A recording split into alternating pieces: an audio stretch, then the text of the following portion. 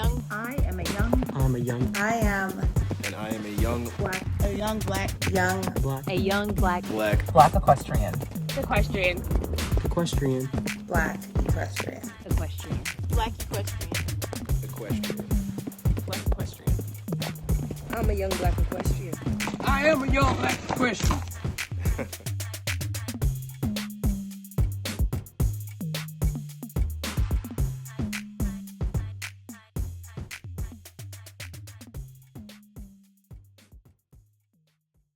Got it now. Hey, this is Abriana. Abriana, this is Tiffany. Hi, nice to meet you.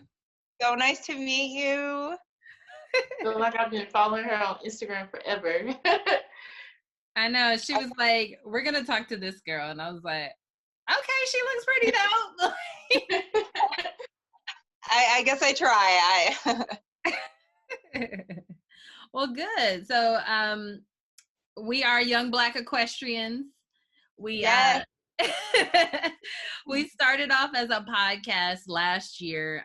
We started in February of last year. So we decided to kind of, do a YouTube version of ourselves pretty much. So for this season, we'll be using our videos on YouTube and then the audio for the podcast and, two birds. Yes, for sure. Way to get her done, girls. I love it. Yes. So, Tiffany, if you want to just kind of tell us about yourself, where you're from, what discipline you ride, the horses you have, all that. Yeah. Okay. So I'm 26 years old. I've been riding pretty much my whole life. I grew up in a very, very tiny, small, very unethnically diverse town in Northwest Iowa, which is in the Midwest. Mm-hmm. My mom is the one that got me into horses. That's something that she got from her father. Unfortunately, he passed away. But she always kept on to the love of horses. And she got to a point in her life, I think I was about 6 years old, and we got our first pony. And from then on, it was, all right, this is what I want to do. This is my thing. Mm-hmm. And I grew up showing in 4-H.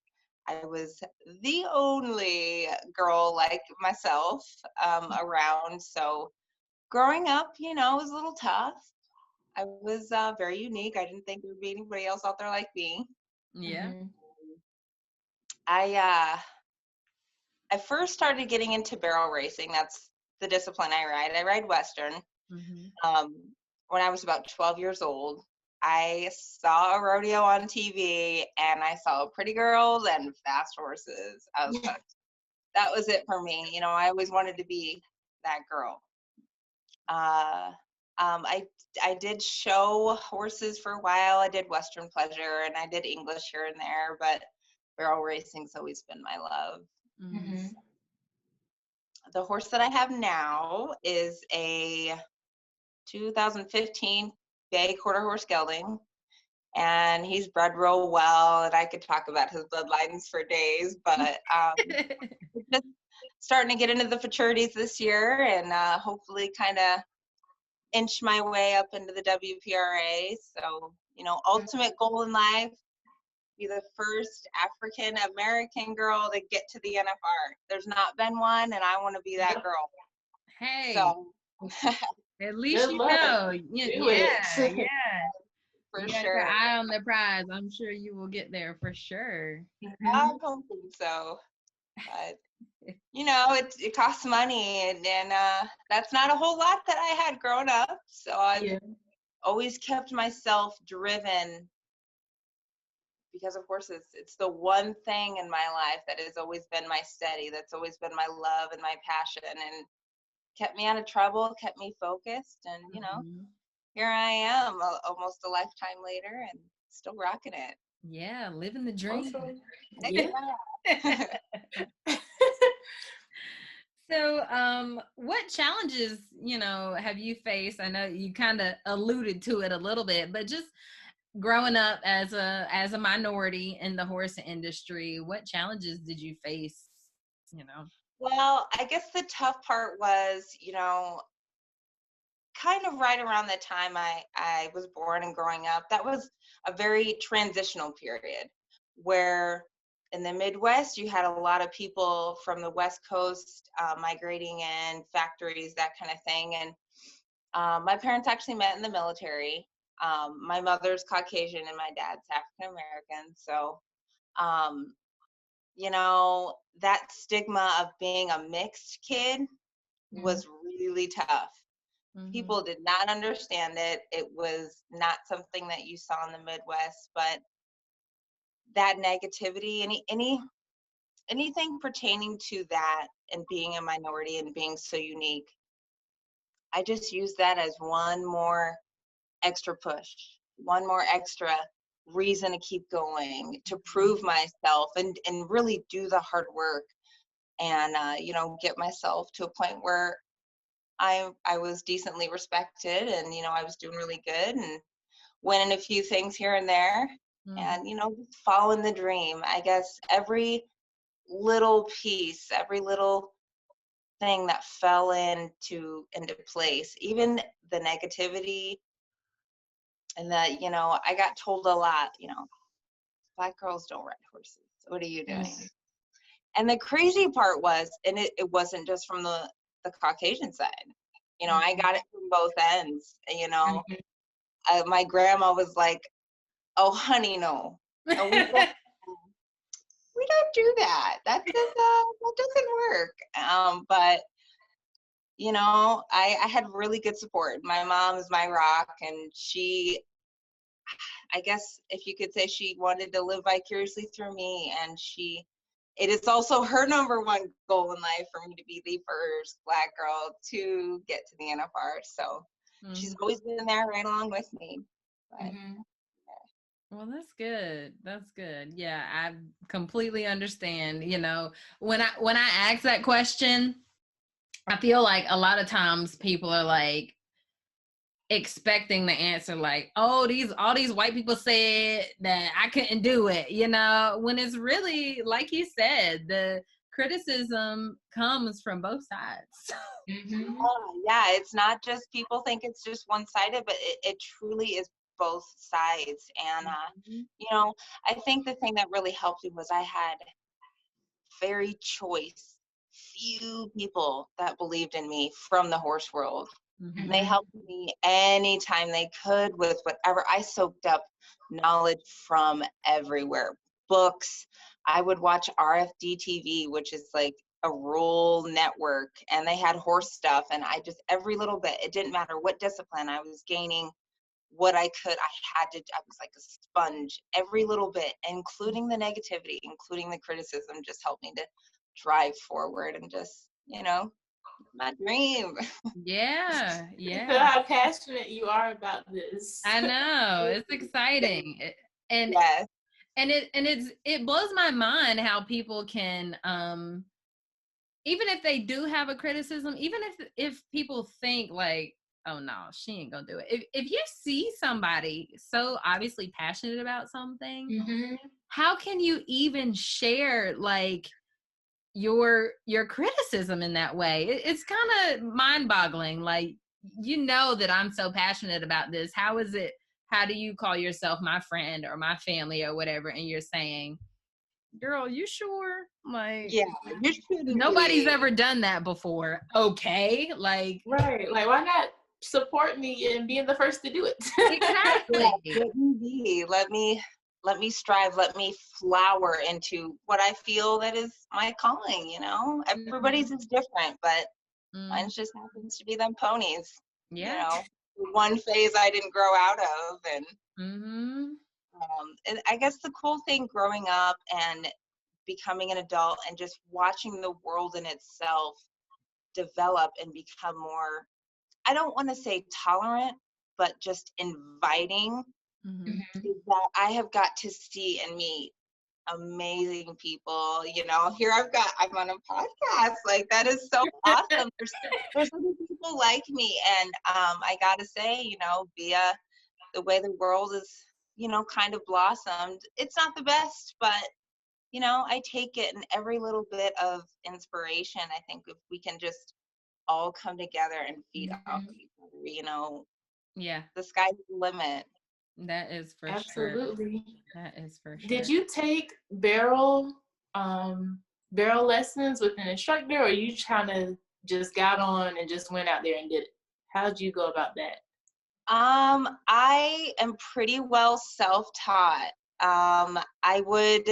My mom got a prescription or a subscription to like Horse and Rider and the Western Horseman and Horse Illustrated. And every time I saw like a barrel racing article, I would take that magazine out to the barn and I would try to look at the pictures and reread and re-reference and try to, try to do it. And when I started getting into actually barrel racing, into the jackpots and the rodeos, I wouldn't talk to anybody. Nobody would talk to me. Starting out, I just watched.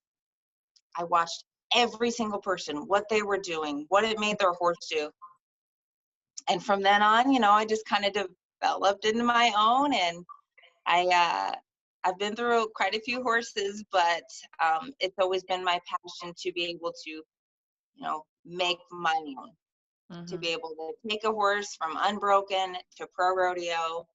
And I've gotten a lot of opportunities to do so. And a lot of people have sent me their horses for such purposes. And, it's really nice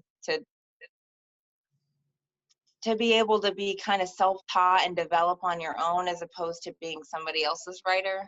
I guess it's just kind of the way I developed. And, growing up broke, you do not have money for lessons, kid. Like, we're just getting on that horse for the next 6 hours, and that's figure it out. Yeah, I know I that. understand. Make a way the best way you can. Yeah, for sure. Use every little bit, even if it's you don't have an arena and you have one barrel and you got a gravel road, you better be putting that barrel out there and working it. You can do something. Yeah. There's several times that I have broken horses. I didn't even have a round pen, didn't even have an arena. All I had was a yard, and I made it work. And keep moving forward, every little bit, every little step. Yeah, and that teaches you a lot also, when And other people have all of these gadgets and things and different devices and like, oh, let's just tinker with this when, you have to start from the ground up. That makes better horsemen in the long run, and horsemen and women. Yeah, for sure. And, that bond with your horse. If you raise them up and you're teaching them how you ride, man, that you can darn well blind that horse and it'll still do what you're asking. So I think bonding with your horses as opposed to sending them off and, trying to fix problems with gadgets and such, you have to do it. You've got to get out there and do the work and spend the time, wet saddle pads, wet t-shirts, and you just go out there from, sun up to sundown. Yeah, make it happen. For sure. So are horses your full-time job as well, or do you do something else?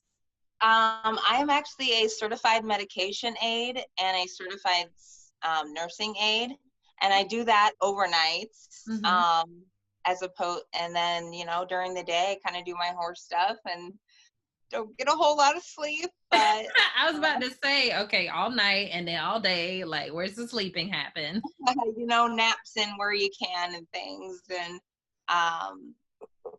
so I got into the nursing not long after high school, but I'm kind of burnt out on it, so I'm going to be going to school this fall for radiology, kind of stick with the healthcare.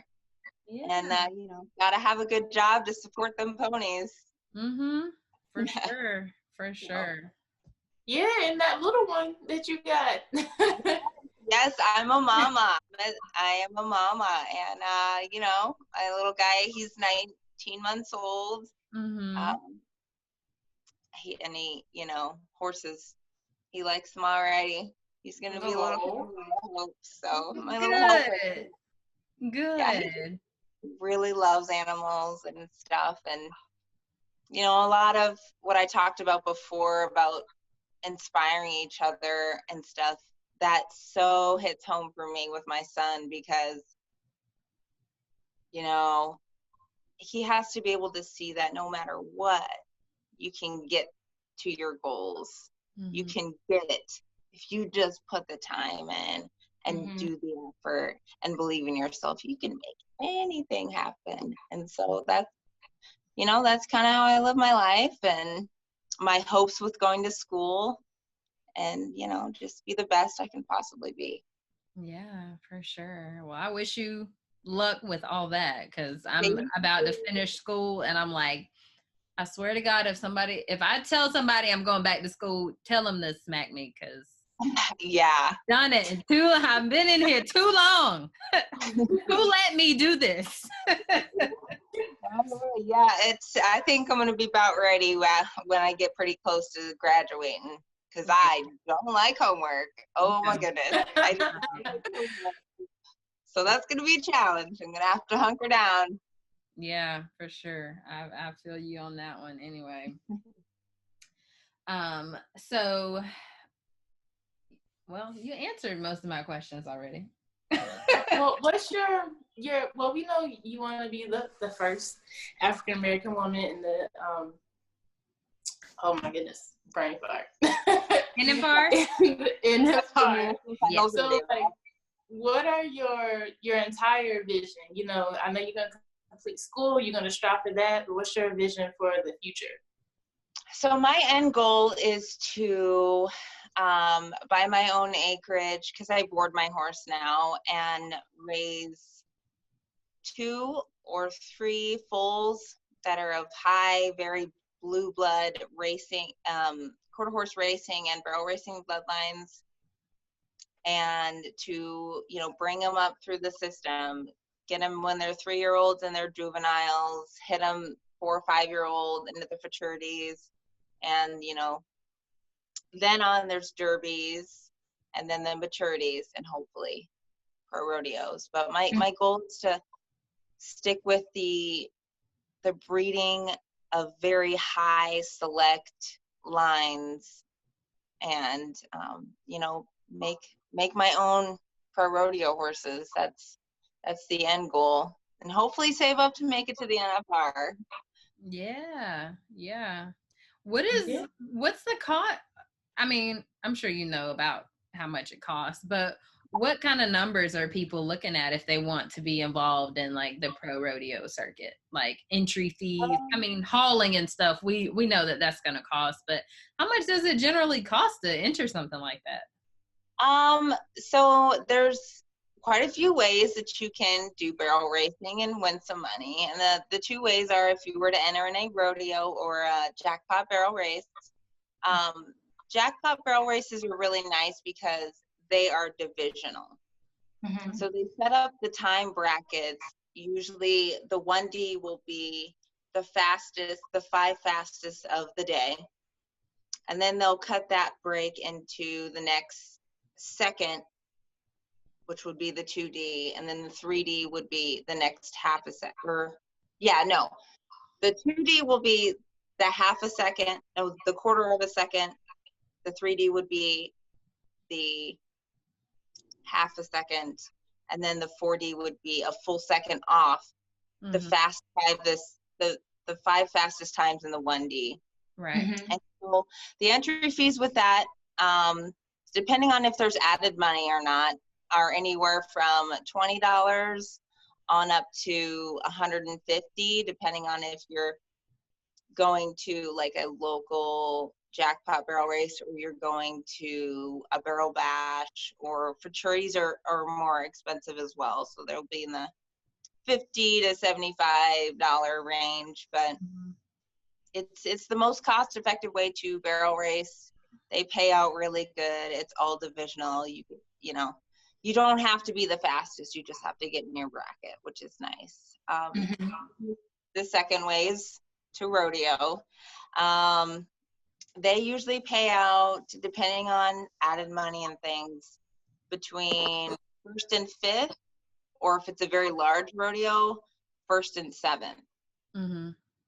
And the entry fees for them are usually in between $60 to like $400, depending on the size of the rodeo, and the added money. It's pretty pricey, that rodeo, and yeah, I can only and imagine. I was told once that about the average cost to make it to the NFR, and this is if you're in the top 15 in the nation, or in Canada, they also allow Canadians. It's about $30,000 to get to the NFR. But if you do win the average in the NFR, you know you're walking home with darn near $500,000. So, I mean, the royalties are nice, but you got to be winning, you know, and everybody's got a losing streak. Everybody's got a losing streak. It's an uphill roller coaster with the rodeo. And so. Wow. Well, you know what? You're gonna be taking a lot of x-rays. Oh, yeah. A lot. Oh, yeah. I feel you on that for sure. That's hilarious. I was about to ask something. So like maintenance, because I feel like what happens with barrel racers is either, I feel like they go out two ways. Either person gets hurt or like the horse gets hurt somehow. So how do you maintain your horse as far, you know, working with barrels and making sure that they are, you know, safe or feeling good after you're done? Yeah. Well, crazy thing about my gelding is he is half blind. He is blind in his left eye. And so with a horse like that, the challenges are a little bit more extensive. He is very reactionary and very nervous. So I have to have him on more or less a calming supplement, but it treats more for the anxiety part of him, just to keep his mind in the game and focused, because I find that people will go out and run their horses and they won't do anything else but run.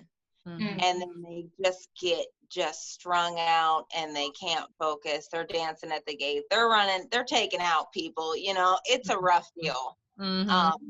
So that's why I think there's nothing wrong with having a horse like that that's a little bit more reactionary on a calming supplement. I also try to give my horse just like just a multivitamin, pretty much. Just pretty much their vitamins and their minerals. I also offer like a lick tub, would be like a protein tub for extra protein, and then a salt lick. As far as graining them, you know, during the summer months and the spring months, I try to get on them 3 times a week. You know, I work full time too, so that's it's hard. Yeah. But it's always been very important to me, even for people too. For I need to be in shape and my horse needs to be in shape. And I find if you don't go long periods without working them, even if it's just taking them down the road and long trotting for half a mile or a mile, you got to do something with them. They can't get out of shape. I think they're more apt to hurt themselves, be a little bit more trippy, not have that extra edge, that extra focus, if they're not in shape. Yeah. I always use leg boots. That's a big thing to me. It doesn't matter if you're going down the road, trail riding, working in the arena, sprinting, you got to have boots on them. Some horses, especially in barrel racing, they will clip their front hooves with their back hooves, because when they turn, they've got to bring their butt down and bring them forward. And I see, it's kind of a pet peeve of mine when I don't see people with bell boots. You know, that is such a silly thing that could end up being a very major injury to your horse and lame them. Yeah. For a cheap, $30 boot, that's The thing about the rodeos versus the barrel races is the barrel races, the ground is way better. They drag after every 5 runs. You know, that arena is nice, flat, and clean. Rodeos, you just go out there. I mean, you hope for the best and hope it's good ground, but you can't guarantee that it is. Yeah. You know, you're throwing your horse out there to pretty much fend for himself. There's not a whole lot you can do about rough rodeo ground, but I try to go barefoot with my horse if he doesn't absolutely need shoes or he's not running in really hard ground. I just leave him off, make sure he's well kept, shaped real good. I try to get my horses vet checked once a year just to make sure everything's on the up and up, make sure I get my Coggins pulled, blood tests, just make sure that they're healthy, just like you would, you know, yourself. Yeah, annuals. Yeah. And I kind of go a little bougie with the treatment. You know, my horse gets chiropracted and acupunctured and massaged and. Oh my gosh. You've literally gone through this entire maintenance protocol and leave the chiropractor and the acupuncturist till the end. Yeah. Oh, that's the good part, though. Oh, that's where they get you. The fee. They think feed's expensive, but no, it's the maintenance. It's the getting them feeling good. You know, I don't even see a chiropractor, so you know he's the very best. I just started. Well, end of last year, just started going to see the chiropractor, and I'm just like, look, this better work, because if this doesn't work, like I gotta put more money into the horse because the horse is broken. I'm trying to work on me. Yeah. I also am a firm believer of, you know, if you're going to go out there and ask your horse to do all this and be in shape, you better darn well be in shape yourself. So fitness and doing yoga and meditation and stuff just for mental clarity is super, super important to me as a rider. I think you've got your best chance of, I guess, being a better rider and giving your horse the best shot if you're in shape. Right. I completely agree. There's nothing that you should ask of your horse that you can't, you know, support them. For sure. Yeah. And I mean, and it takes to really get to the top, you know, you have got to put yourself in the right position in the saddle, and that takes a little bit of muscle you know, here and there. So I will try to keep maintenance on him. I definitely keep better maintenance on him than I do myself, but I still try to eat very healthy and keep in shape.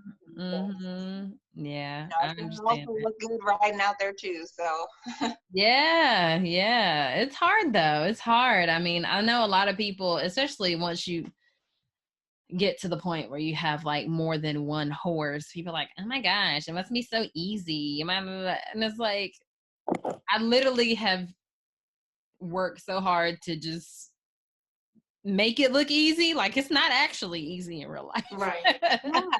But you have to do what works for you and for your herd and for your pocket. Like it is what it is. You just got to do what works best for you. So. Sure. And you know, it takes an army. I don't lean on a whole lot of people, but the people that I do lean on, you know, I get a lot of help. I have a really good boarder that helps me just make sure that he's in the right place, that he's in a safe zone, he's comfortable. And I've got a really great hauling partner, and we just kind of vibe off of each other and help each other with each other's horses. And, you know, it takes people to help you as well. So if I can be in the best state of my health, then I'm going to be able to really help other people as well. Keep my focus, keep that one goal just right in the crosshairs. For sure. I totally admire that, because I don't think, well, I don't know how many, but from my perspective and the people that I run into, I don't think everybody takes their own health into consideration. you're asking your horse to do a lot to carry you of all things. And then in some instances, people introduce their horses to new things. And it's like, well, is your horse fit for that? Are you fit for that? Right. Like make it match. For sure. Yeah.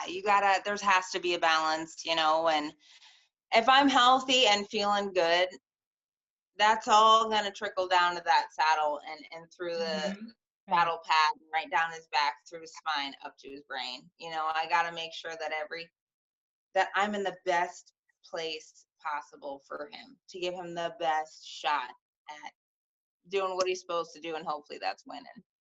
Yeah. I was gonna say winning. Gotta get that money. Get your money back. Yeah, no, I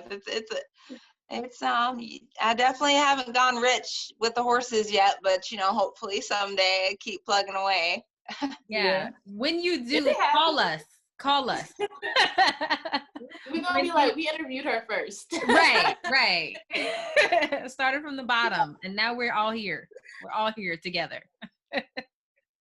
Yeah, I definitely have noticed, since I've kind of connected with other people that are like me and the Black rider community, I have felt nothing but welcome and like a family. I mean, just the people that I've talked to on Facebook and Instagram, and just sharing stories and, kind of living through like a shared experience, just vibing off of each other and being happy for each other and promoting each other it is simply inspirational. Yeah. I have never seen a group of people come together so well as I have, being a part of, being a part of that world. Yeah. And it's funny. I was listening to a like a little speech or whatever when I was on my way home from work, and it's a guy that we interviewed on our very first episode, my friend Ashani, and he was saying how he was saying that we don't have haters, like haters don't really exist. It's just people who wish they were, or wish they had the talent or the motivation to be where we are. Anyway, but he was just saying how like the Black community, how there's like a stigma, like Black people don't buy from other Black people. They don't support each other. We're like crabs in a barrel, which like I understand, I get it like from a historical perspective, but like you said, this community, like the Black horse community, I feel like now that it's starting to be a little more in the media, and people are being able to be connected by social media, which was not, around before, that the sheer amount of the sense of community has gotten so much larger. Now that we can like reach out to people literally across the country. Like we're in North Carolina and we're talking to people in California like on a daily basis. Yes, it is quite incredible. And I wanted to mention, before I totally forget, the coolest thing happened to me about 2 years ago, is I discovered 2 all Black rodeos that happen in Texas and a little bit in the bigger cities around the US. And it is also now one of my dream goals to go to one of these rodeos and just truly be around like-minded, that group, that home, that brother and sisterhood of just us going out there, loving it, rocking it. I mean, it is, and just seeing the videos and the interviews and talking with a few members of, that rodeo group. Wow. I have never talked to just a more inspiring, upbeat, just very vibrant group of people than the people I've met through the Cowboys of Color Rodeo. They're a great group, and I'm hoping sometime soon that I'll be able to go down to Texas and do one of those rodeos, because life is cool now. Yeah. You'll make it there. I know. That? Speak it into existence. Yeah, I said you'll make it there. Trust me. Yes, for sure. That's cool. So, what advice would you give the aspiring, whether it be barrels or not, just the aspiring equestrian who, you know, still begging for a pony? What advice would you give that person? I guess my advice would be, the simple, never give up. Be a complete sponge. Gain every bit of knowledge that you can, and then make the decision that if this is what you really want to do in any discipline, then every step and every choice and every decision you make should be in pursuit of that, and you will never fail. If you just make that decision and hunker yourself down, if you truly do that, anything in life is completely possible. Anything. Just keep on keeping on, as they say. Yeah, for sure. Well, that is sound advice for sure. I needed that when I was like 10 years old. Yeah, for sure, right? Like, and it took me quite a while to find people that felt that same way. I'm thinking, here I am, just out here on my own.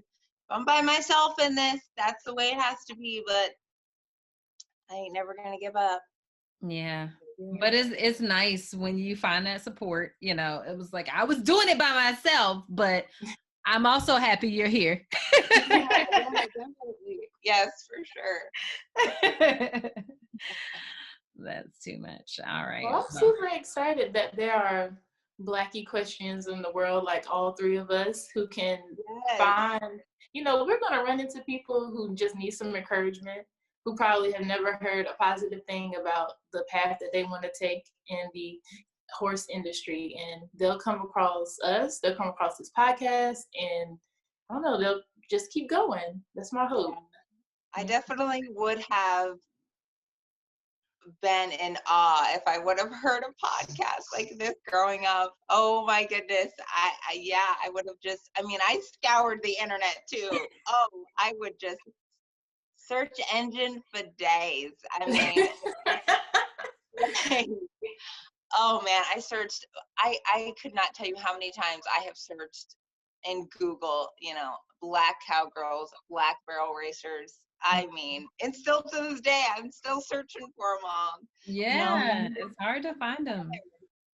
It is, and it's funny. I think y'all were saying how like our community and our our Black equestrian world, it's like we are so supportive, because even on Facebook, I see the same post because I've shared it, Ariana shared it, we shared it on the podcast, and Black Reigns has shared it, and then somebody else from them have shared it. So we're seeing more of us on social media because we're being supported through those avenues, which I think is cool.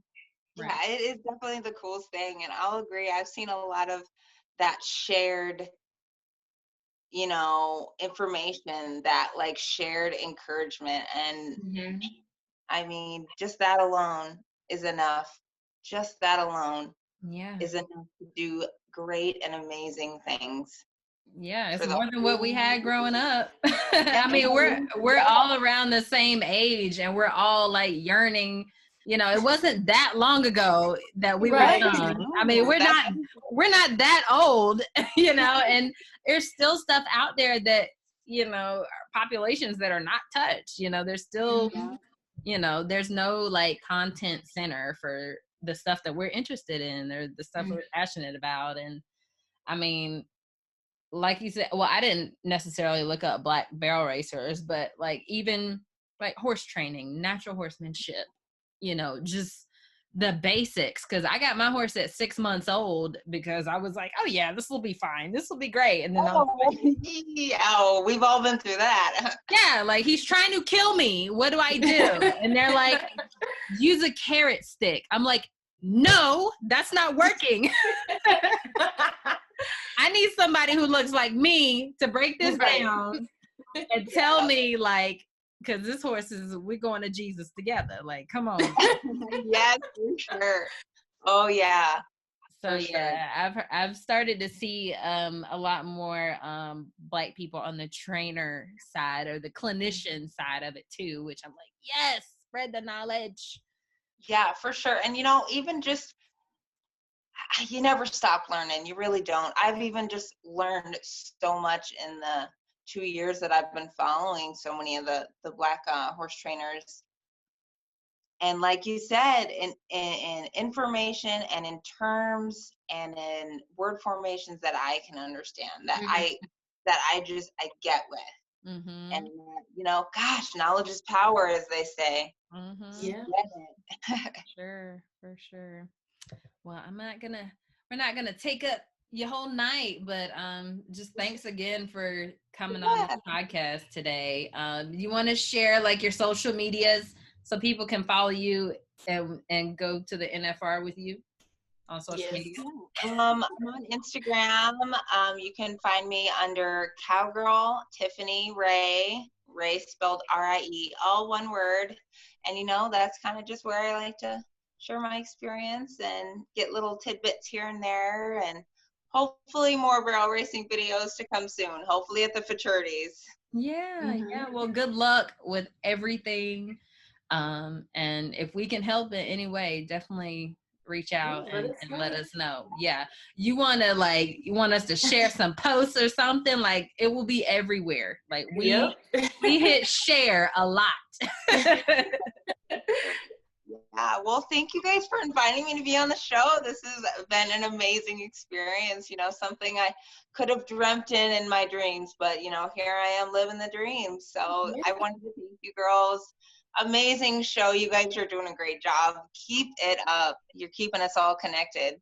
Oh, thank you so much. Have a good night.